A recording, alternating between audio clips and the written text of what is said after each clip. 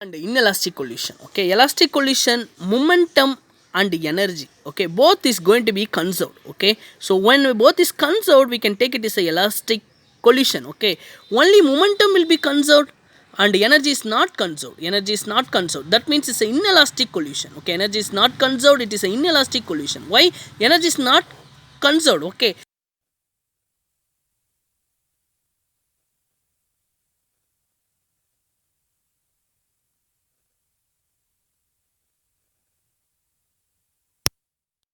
the momentum and energy will be constant. Okay, we'll consider heat energy.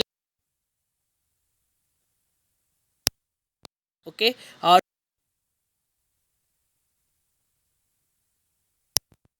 to cause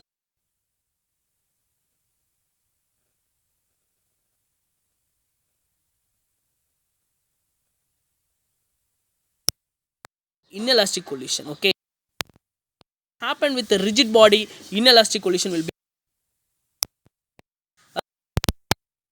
Okay, and all collision